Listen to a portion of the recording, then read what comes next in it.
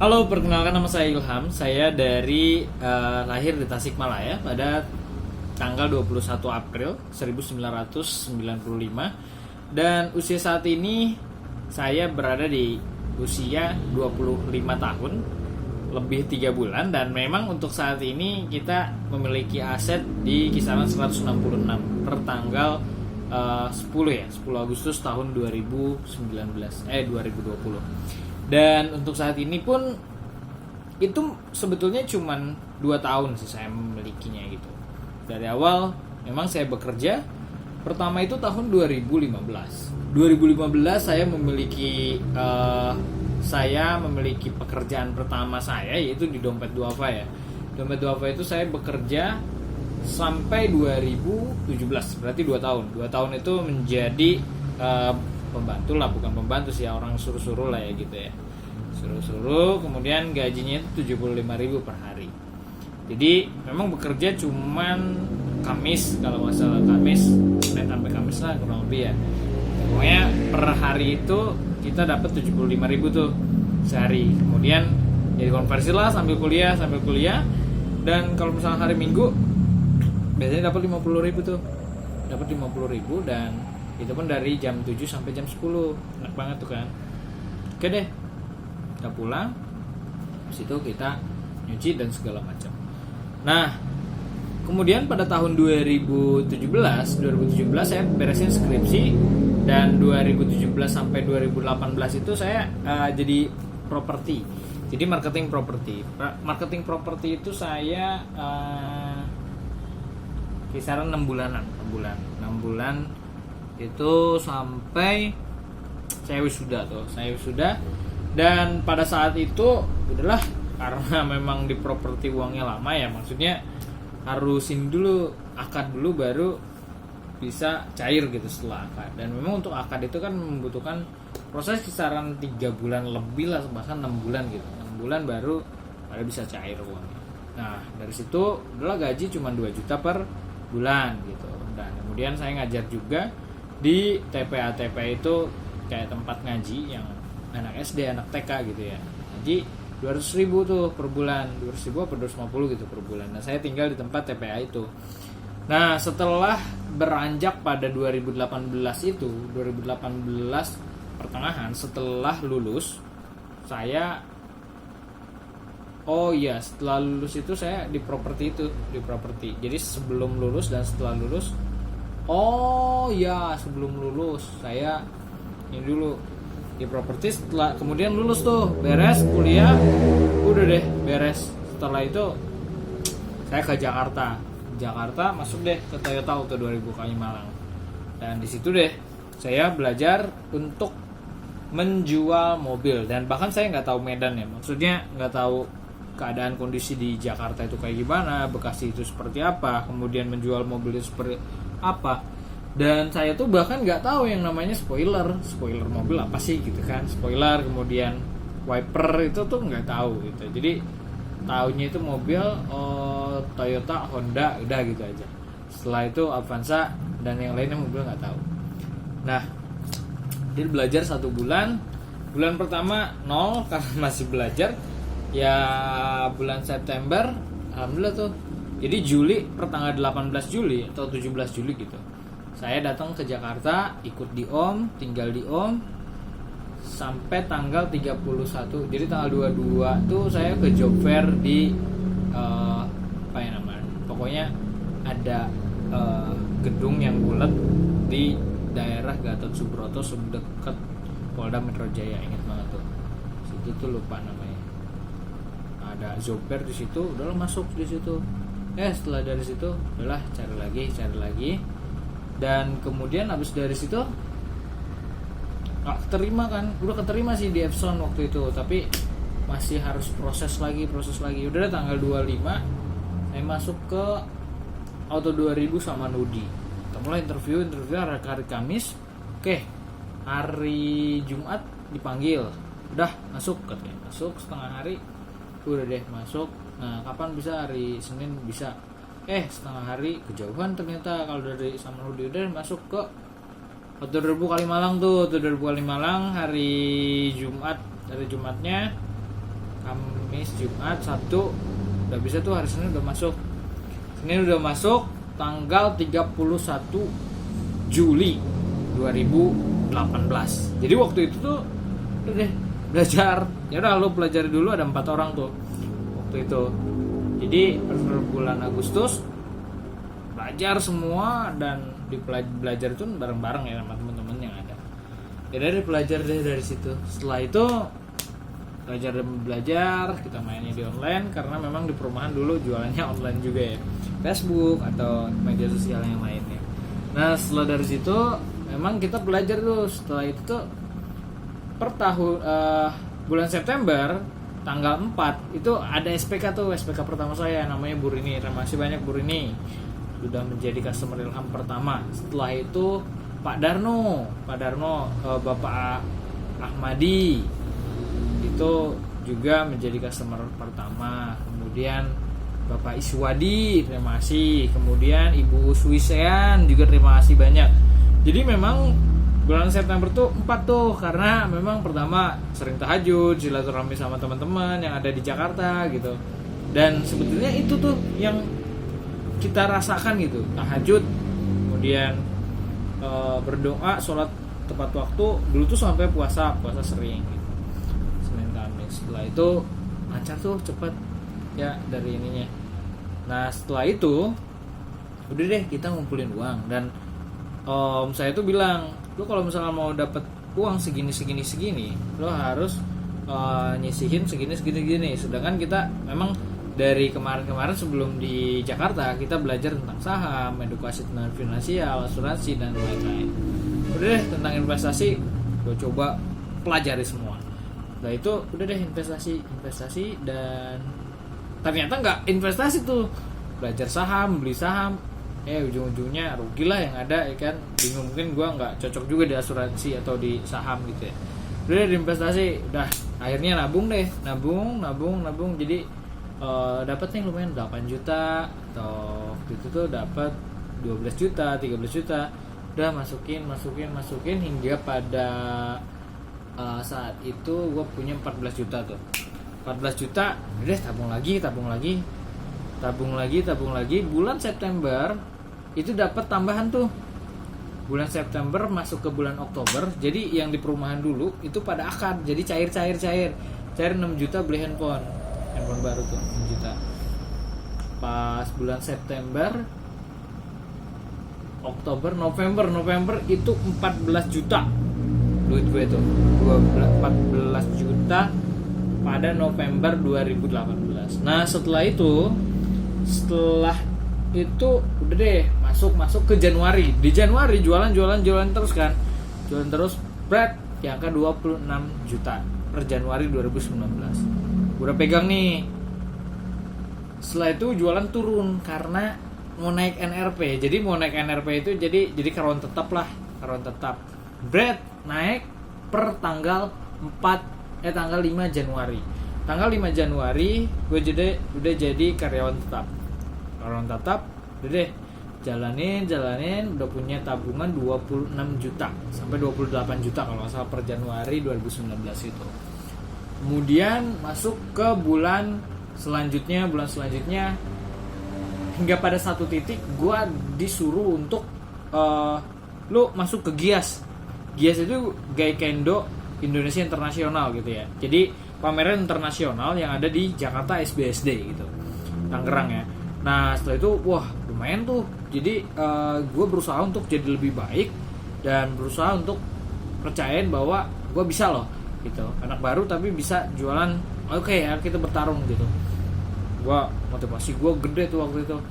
Udah jualan. Pada bulan Juli 2019 tepat 1 tahun, posisinya itu 55 juta duit gue. 55 juta. Udahlah kata gue, lu invest aja di pom bensin. Returnnya lumayan tuh. Returnnya sampai kurang lebih 2-3%. Pokoknya gue dapat dari 50 juta itu 1,5 juta lah per bulan. Nah habis dari situ masuk ke bulan Agustus, aduh duit udah nggak ada lagi kan, udah masuk ke pom bensin. Jadi deh masuk cuman 11 juta nih. Oke, 11 juta 6 juta dulu, 6 juta, kemudian nabung lagi di angka 14 juta. Oke, masuk lagi di bulan selanjutnya, bulan Oktober 2019 tuh. Jadi 14 juta hingga pada satu titik gue itu bulan Desember tanggal 18 September itu gajian dan dapat total keseluruhan sama pom bensin jadi 55 juta ditambah 45 jutaan ya, 45 juta apa? Oh, 50 juta juga. Pokoknya di tanggal 18 Desember total duit gue itu di angka 105 juta. 105 juta.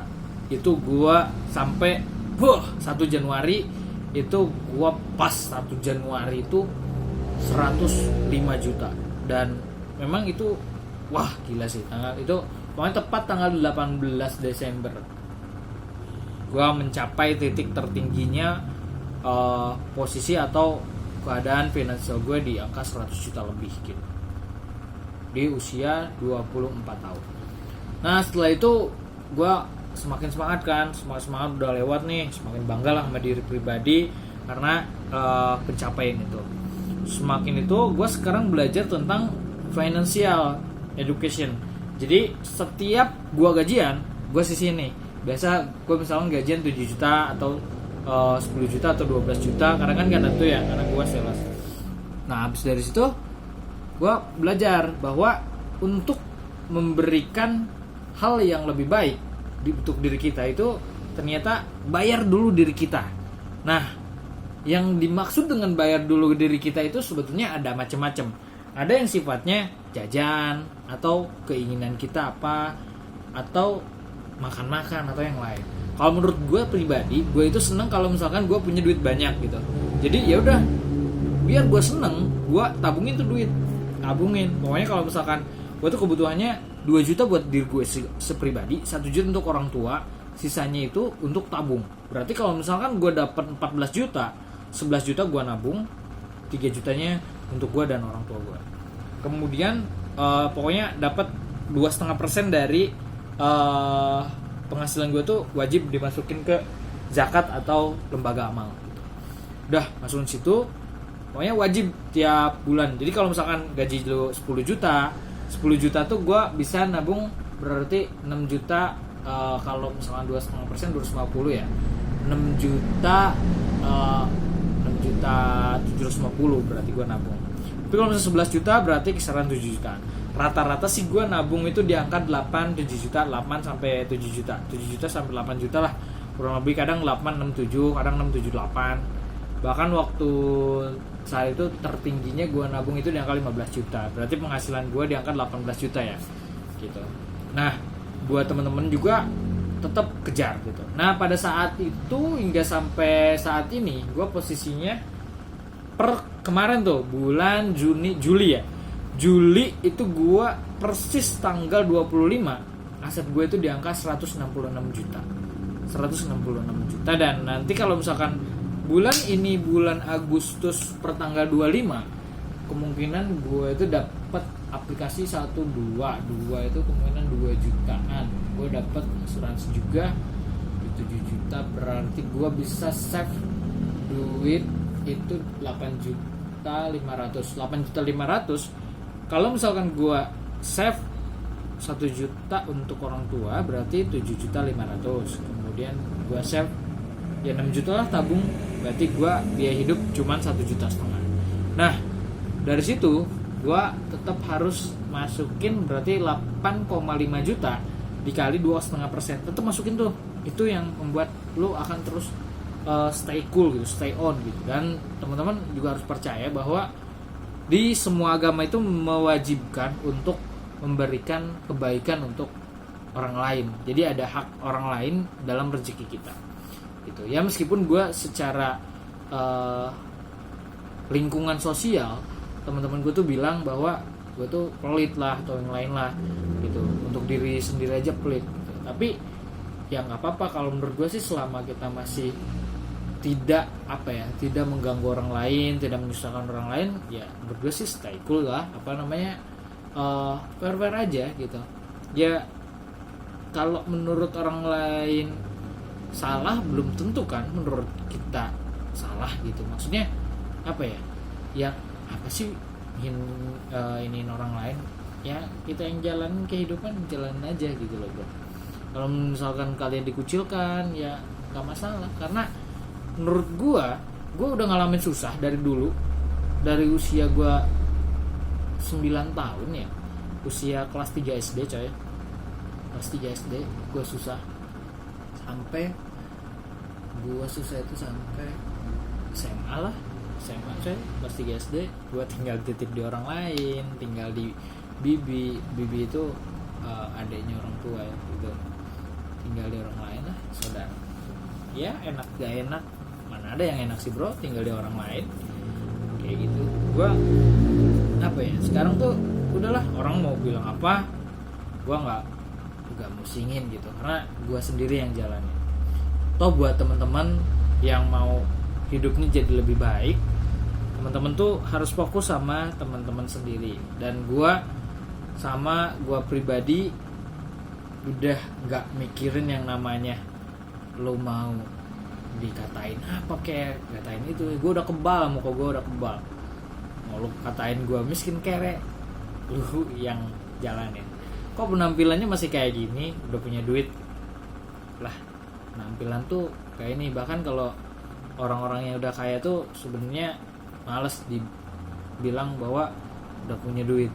Kalau udah punya duit, datangnya itu teman-teman lu bakal orang-orang yang muka dua gitu ya, yang bohong lah, deket gitu. Tapi kalau kita nggak punya duit mah tetap aja nggak ada ininya, nggak menghormatin. Makanya gue selalu bersikap nggak punya duit gitu. Jadi mau dikucilkan, lu mau diapain, nggak apa-apa, masa bodoh lo. Selama lu nggak boleh jadi beban orang lain, nggak boleh menjadi hal yang menyulitkan orang lain dan tidak merugikan orang lain, jalanin aja. Menurut gua itu hal yang fair kok. Tuhan selalu hadir dengan jalannya. Tuhan tuh selalu memberikan jalan yang baik. Gue selalu bersyukur sama orang-orang yang baik sama gue gitu, orang-orang yang mendidik gue. Dan selama 2 tahun ini gue bersama om gue, ya gue alhamdulillah bisa nabung yang lebih baik gitu. Dan tiap bulannya rata-rata di atas 5 juta gue bisa nabung gitu. Rata-rata sih di angka 8, 7, 8, 8 gitu. Jadi buat teman-teman selalu bersikap menjadi pribadi yang baik, menjadi pribadi yang rendah hati, selalu memberikan yang terbaik untuk diri teman-teman. Meskipun selalu ada banyak rintangan yang akan teman-teman hadapi, tapi percaya Tuhan itu akan melihat menjadi kebaikan. Dan kemarin gue denger tuh Ustadz Yusuf Mansur, ketika lo bisa memberikan sedekah, itu akan dibalas langsung 10 kali lipat. Lo harus percaya bahwa itu nyata, benar-benar nyata gitu loh bro. Gue udah 2,5% aja dari total penghasilan gue. Misalkan dari 10 juta 250 ribu, itu tuh 2,5 juta pasti masuk dalam bulan itu ya, pasti masuk. Dan gue ngerasa itu benar bro. Apalagi orang-orang yang agamanya di luar Islam. Di luar Islam tuh kayak Kristen itu kan sampai 10%, ada yang 15% gitu. Jadi memang kalau misalkan dari 10 juta berarti 1 juta kan 10%-nya. Nah 1 juta ini bisa menjadi 10 kali lipat bro. 10 kali lipat menjadi 10 juta lagi, jadi 20 juta dong duit lu. Gila, 19 juta lah, gila kan? Itu sih benar-benar keajaiban sedekah. Jadi buat teman-teman, terima kasih udah menonton. Ini adalah posisi saat gua berada pada saat ini tuh, berarti kalau misalkan bulan Agustus ini gua masuk, posisi aset gue saat ini per 2020 tanggal 25 nanti, berarti sekarang udah tanggal 10, 15 hari kemudian, 15 hari nih, 15 hari lagi itu kalau misalkan aman-amannya berarti 166 ditambah 6 sampai 7 juta lah gue bisa nabung itu. 6 sampai 7 juta berarti 16 tambah 6 172 juta. 170 jutaan lah, $12.000. Terima kasih telah menonton dan sampai jumpa. Jangan lupa untuk like dan share di media sosial kalian. Selamat pagi.